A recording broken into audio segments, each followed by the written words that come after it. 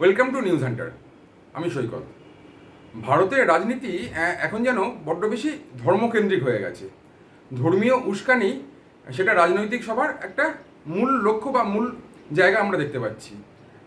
যদি কোনো রাজনৈতিক সভায় আপনি যান বা বিশেষ করে বিজেপির কোনো সভায় যদি যান, সেটা কোনো বিজেপির রাজনৈতিক সভা না কোনো ধর্মীয় সভা সেটা বোঝাই যাবে না, এরকমটাই মনে করছেন বিশেষজ্ঞরা।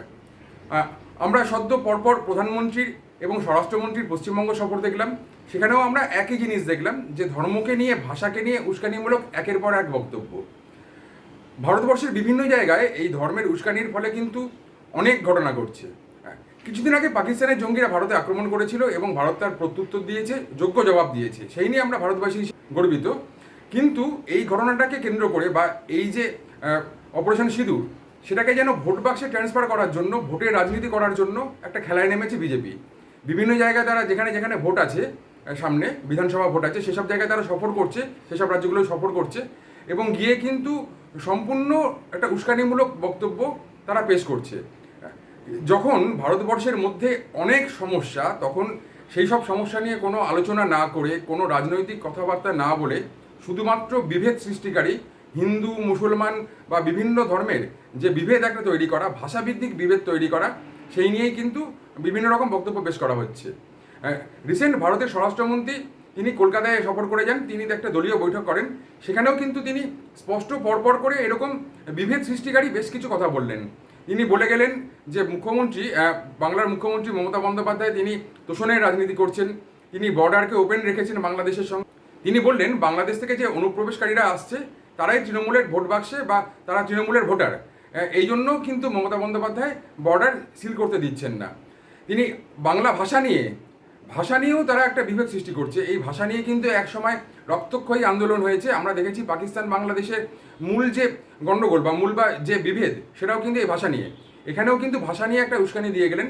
তিনি বলছেন যে বাংলা ভাষাকে এতদিন কেন ক্লাসিক্যাল ল্যাঙ্গুয়েজের তকমা দেওয়া হয়নি। মমতা বন্দ্যোপাধ্যায় যখন কেন্দ্রে ছিলেন, কেন্দ্রের মন্ত্রী ছিলেন, প্রায় 10 বছর তিনি কেন্দ্রের সরকারের সঙ্গে যুক্ত ছিলেন, তখন কিন্তু কোনো রকম বাংলা ভাষাকে কোনো রকমভাবে স্বীকৃতি দেওয়া হয়নি।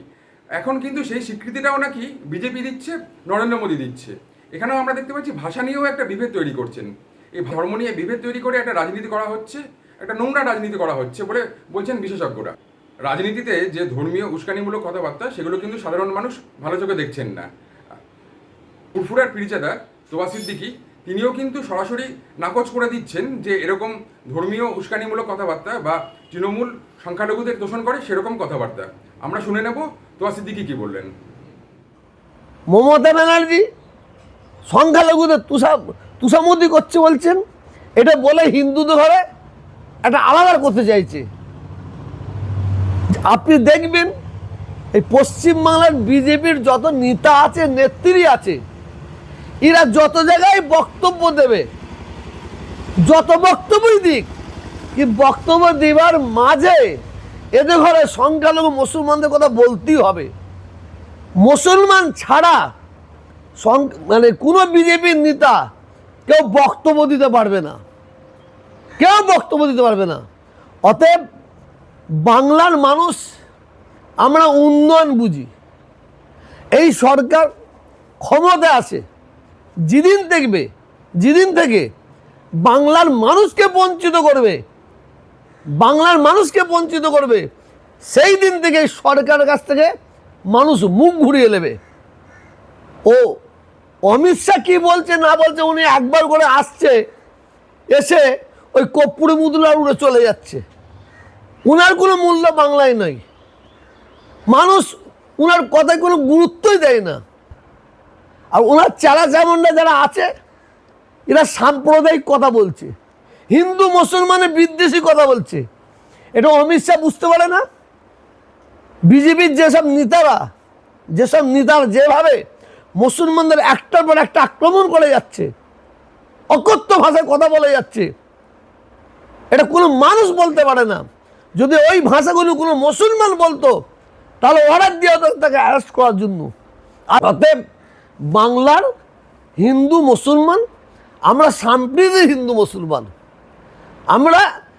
মুসলমান, আমাদের ঐক্যর হিন্দু মুসলমান।